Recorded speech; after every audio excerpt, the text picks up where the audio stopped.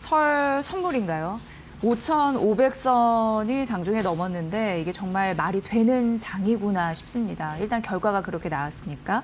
삼성전자가 17만 원 넘었고요. SK하이닉스가 89만 원 오늘. 네, 박시동 경제평론가님과 함께 시장 경제 분석을 바로 해보도록 하겠습니다. 평론가님. 네, 안녕하세요. 네, 5,500선을 넘었습니다. 이 시장을 어떻게 봐야 될까요? 한번 오르기 시작하면 네. 뭐 거침없다.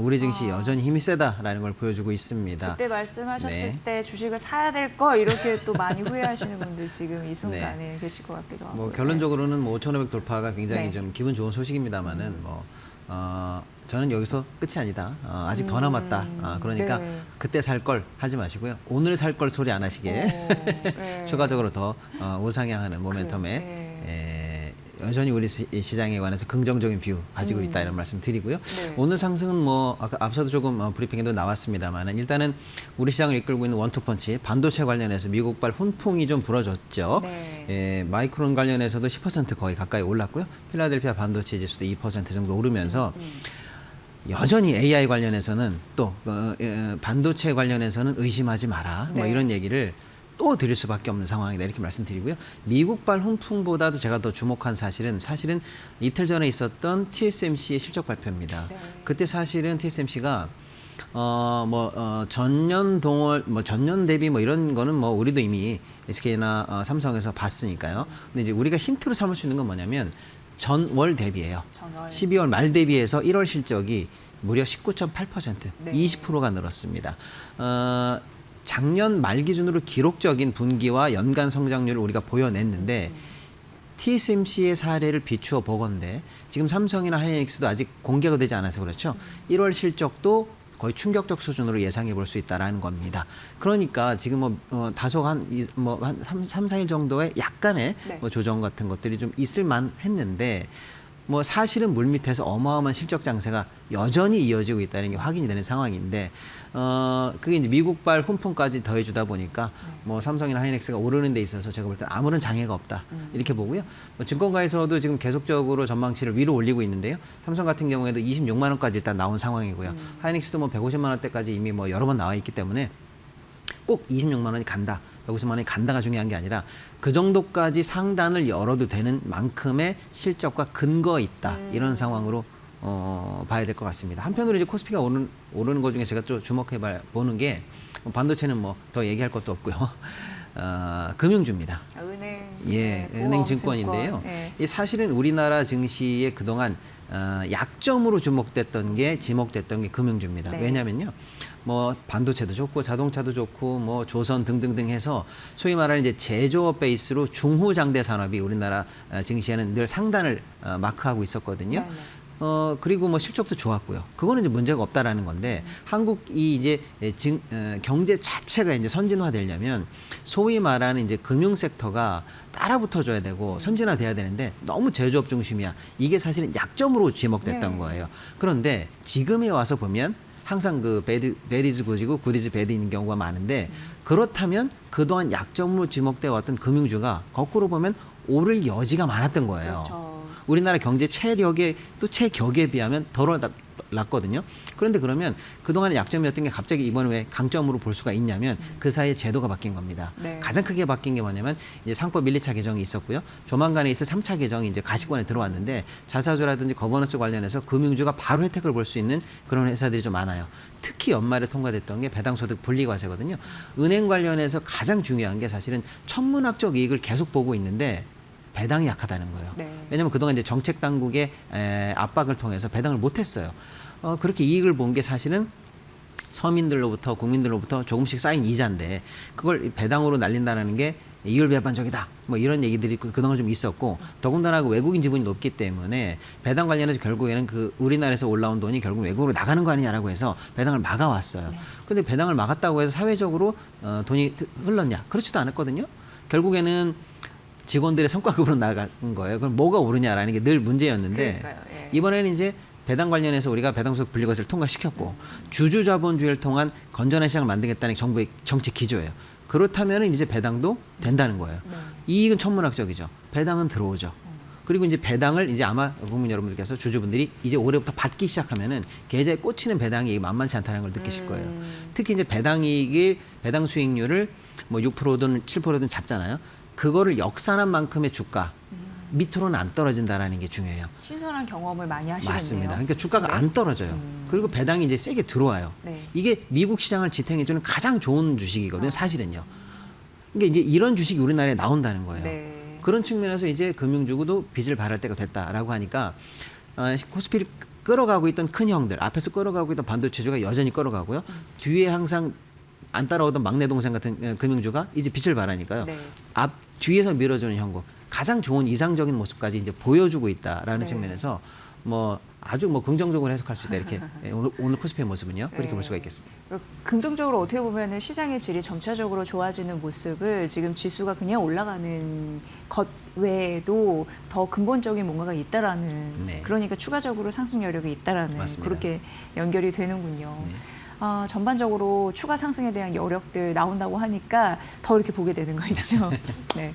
근데 아시아 증시 전반적으로 강한 것 같고 맞습니다. 일본 증시가 또 이제 치고 올라오면서 네. 다카이지 총리의 드라마 이런 부분이 우리한테도 어떻게 영향을 미칠지 어쨌든 어떻게 보세요? 맞습니다. 예. 일단 일본에서 총선이 일단 집권 자민당의 압도적인 승리로 끝이 났어요. 선거 과정을 조금 우리가 주목해 볼 필요가 있는데요. 사실은 다카이치 개인은 인기가 좋아요. 그런데 그 전에 자민당, 당 인기가 개인 인기를 못 따라갔어요. 그래서 네. 혹여나 이 괴리 때문에 압승을 못하면 어떻게 나라는 게 사실 걱정이었어요. 그래서 총선 과정에서 많은 공약들이 나왔단 말이에요. 대표적으로 보면은 주요 산업에 관한 확장 재정을 통한 지원이에요. 두 번째가 이 소비세 감면 같은 걸 통한 이 쉽게 말하면 이제 내수 살리기 국민들이 체감할 수 있는 네. 지원책 이 두 가지인데요. 이 둘 다 사실은 증시를 보면은 좋은 겁니다. 예를 들어서 이제 단순히 기업을 지원하겠다라고 되어 있지는 않아요. 정확하게는 안보 관련한 지원을 산업을 우리가 지원해 주겠다라는 건데 사실 그거는 명분이고요. 그 속으로 한꺼풀 벗겨내고 보면 결국에는 그게 첨단 산업이에요. 네. 그러다 보니까 반도체, AI, 맞습니다. 예. 그 첨단 산업에 관한 지원을 밝힌 거기 때문에 해당 업종 입장에서 보면은 이제 정부의 지원 자금의 마중물 또 정책적 지원을 받아서 올라갈 만한 모멘텀이 확보됐다라고 해서 일본 증시 입장에서는 환호할 만한 소재고요. 다만 우리 입장에서는 그게 우리와의 모종의 경쟁 관계에 있는 회사들이기 때문에 다소간의 의구심을 가지고 좀 지켜봐야 되는 부분이 좀 있긴 합니다. 두 번째로 이제 소비세 관련해서 감세 정책을 공약했는데 일본은 사실은 이 감세나 이런 게 소비자분들이 굉장히 민감해요. 생각보다 담세율이 높은 나라입니다, 일본이. 네, 네. 그러니까 세금 때문에 소득이 대부분이 나가서 실제 국민들이 체감하는 경제적인 부분은 굉장히 작은 나라예요. 근데 그 부분을 깎아낸다라는 거는 굉장히 중요하고요. 그럼요. 그렇게 해서 여력이 생긴 부분이 증시로 들어갈 수 있다. 이런 이제 모멘텀이 잡히는 거거든요. 그로 인해서 일본 증시가 아시아 증시 다 상승합니다만 추가적으로 굉장히 많이 상승하고 있다라고 볼 수가 있습니다. 우리 입장에서는 좀 복합적인데요. 일단 아시아 전반적으로 투심이 좋아진다라는 측면에서는 좋게 볼 수 있습니다만 문제는 뭐냐면 글로벌리한 자금들이 집행을 할 때 사실은 이제 런던이나 뉴욕의 본사에서는 아시아 포션을 먼저 잡습니다. 네. 그리고 아시아 내에서 어디를 갈지를 다시 잡아요. 근데 지금까지는 우리 시장이 가장 매력적이어서 작년에 기록적인 성장을 했고요. 특히 일본은 경제 성장률 자체가 0.67 정도로 예상이 돼요. 우리는 이번에 2.34로 계속 올라가고 있거든요. 독보적으로 우리 시장이 매력적인 시장이었는데 일본 증시가 이제 추가적으로 활력 모멘텀을 잡으면 글로벌리한 자금의 배분에 있어서 일본도 어느 정도의 매력도를 장착하고 있다라는 거예요. 우리가 뺏길 가능성이 맞습니다. 그런 측면에서 우리한테 올 자금의 네. 일정 부분의 배분적인 이 손실이 조금 있지 않을까라는 게 조금 우리 입장에서는 좀 입맛이 씁쓸한 부분이다 이렇게 좀 봐야 될 것 같고요. 네. 그 다음에 이제 추가적으로 보면은 이제 채권 관련해서 오늘 좀 시간이 없습니다만 일본이 이 증시가 올라간다라고 했을 때 사실은 환율 관련해서는 어떤 영향을 줄 거냐가 중요한데 아까 말씀드린 것처럼 일본이 재정적으로 밀어내고 또 감세를 하는 정책을 했기 때문에 결국에는 국채를 내보낼 수밖에 없을 것이다 라고 해서 일본 국채 발작이 조금 우려가 됩니다. 네. 그러면 원래는 환이 올라가야 돼요. 그런데 지금 이상하게 환이 안 올라갑니다. 미국의 공조도 있습니다만 증시로 인해서 매도 압박이 덜한 거예요. 네. 그런 측면에서는 엔 달러 환율이 생각보다 안 올라가는 이례적인 현상이 잡혀요. 이거는 우리 입장에서 원 엔 동조와 관련해서 보면 그나마 다행인 거예요. 그래서 이 최근에 다카이치 이후에 일본의 영향은 우리로 보면은 증시에 관한 아시아의 훈풍은 좋다. 그러나 배분적인 측면에서 어느 정도 자금이 일본으로 갈 여지가 조금 있다. 네. 그다음에 환 관련해서는 그게 오히려 환을 좀 누르는 영향이 있다. 오히려. 그게 우리한테도 역시 동조화되고 있다.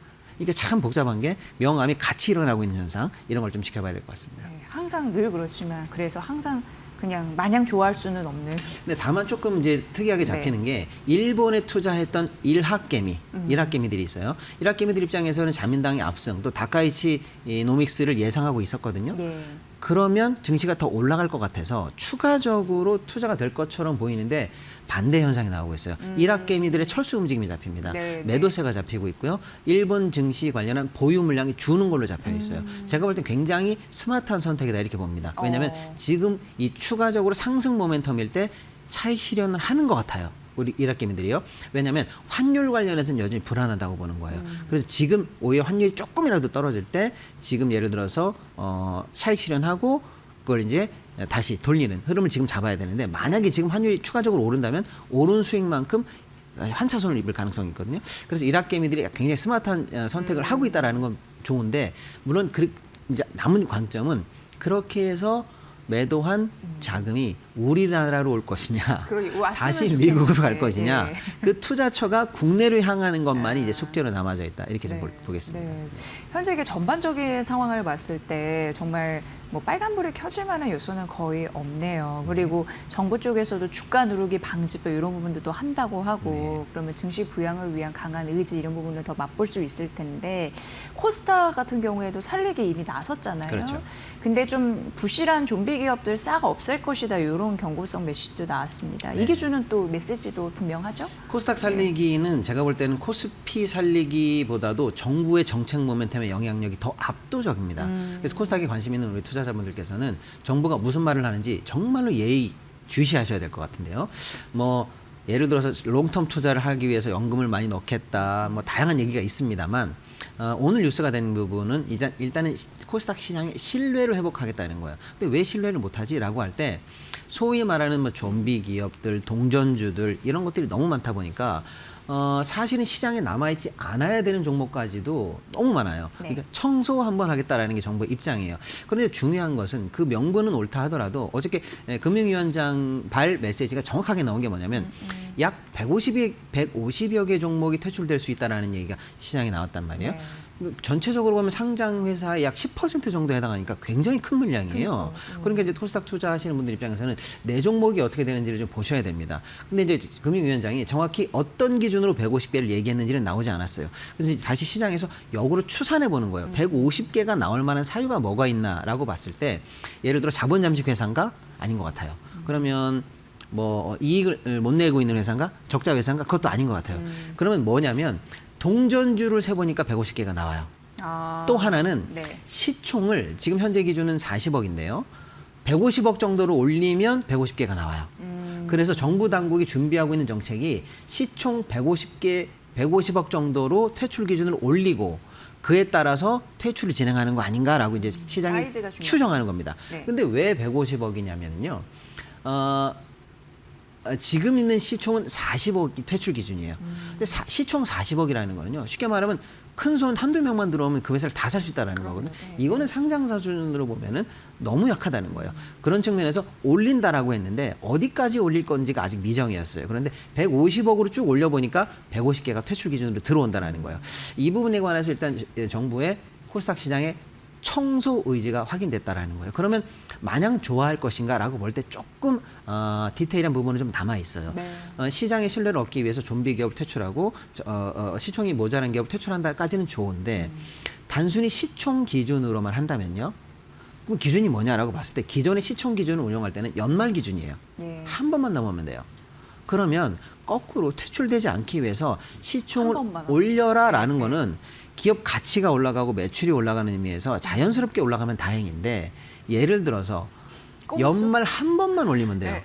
그럼 거꾸로 나쁜 의미로 말하자면 베이스가 약한 모멘텀이 약한 회사가 주가 조작은 아니겠습니다만은 네, 네, 가격만 연말에 올려놓고 다시 빼는 네. 이런 것도 가능하거든요. 그래서 지금 있는 저 퇴출 기준을 올릴 거면 연중 평균으로 한다라든지 이렇게 해서 일회성으로 주가 조작성으로 올리지 않아도 모멘텀으로 정상적으로 올라가는 추후 대책이 조금 마련돼야 될 것 같아요. 이 얘기를 하는 이유가 뭐냐면 왜 정부가 시총 기준을 건드렸냐면 다른 자본 잠식이라든지 적자 기준 있잖아요. 이거는 기업이 이의 제기가 가능해요. 그러니까 너희 퇴출 기준이야라고 하면 이의 제기를 하고 올라갈 수 있는 시간을 벌 수가 있는데 그렇죠. 시총 기준은 이의 제기가 없어요. 그러니까 정부 입장에서 가장 즉각적으로 활용할 수 있다라고 생각한 건데 그렇기 때문에 문제가 생겨요. 그러니까 이걸 보완하기 위해서 연중 평균으로 하자라고 하면 이건 또 즉각적이지가 않아요. 그러니까 이 규제의 이율 배반성을 정부가 줄타기를 잘해야 될 것 같습니다. 그래서 네. 어떻게 최종적으로 정부의 규제안이 나올지는 모르겠습니다만은 투자자들 입장에서 예의주시하되 당장 실행될 건지 아니면 기준이 어떻게 될 건지를 조금 더 주시해봐야 될 것 같습니다. 네. 아주 짧게 한 질문만 드리면 현대차가 로보틱스 모멘텀으로 쭉 갔지만 최근에 외국인의 매도세가 약간 부담스럽거든요. 네. 괜찮을까요? 일부 좀 부담스러운 네. 측면이 있습니다. 네. 왜냐하면 아직은 저 관세 영향도 좀 있고요. 사실상 외국인들의 매도는 두 가지로 나눠보셔야 돼요. 첫째, 그 회사의 펀더멘탈에 대해서 문제가 있느냐. 그렇다면 우리도 그걸 예의주시해야 됩니다. 그런데 아무리 봐도 펀더멘탈에 문제가 없어요. 네. 추가적으로 장착된 로봇 모멘텀도 문제가 없어요. 그럼 뭡니까? 그러면 수급이에요. 그럼 뭐냐면 미국 증시라든지 이런 쪽에서 빠져야 될 때가 올 때 가장 많이 오른 주식이 빠진다. 현대차가 최근에 뭐 특히 올 초에부터 드라마틱하게 오르지 않았습니까? 네네네. 그런 측면에서 빠진다라고 보는 거고요. 그럼 수급 이슈만 해소되면 다시 올라갈 가능성이 있냐? 그렇게 봅니다. 네. 예, 그래서 로봇 이슈라든지 보스턴 다이나믹스라든지 최근에 아틀라스가 또 빙판 위를 걷는 거라든지 백덤블링하는 모습을 또 보여냈거든요. 여전히 문제 없고요. 현장에 투입된다는 스케줄도 문제가 없습니다. 결국에는 수급 문제이기 때문에 수급만 해소되고 언제든 돌아오면 다시 오를 수 있다라는 측면에서 뭐 크게 흔들리지 않는 투자 이게 좀 바람직하다고 봅니다. 네. 네. 추가 상승 여력까지 수급에서 볼 수 있군요. 자, 여러분 궁금해하신 부분 싹 다 해결을 해드렸습니다. 박시동 경제평론가님의 분석이었습니다. 잘 들었습니다. 네, 감사합니다.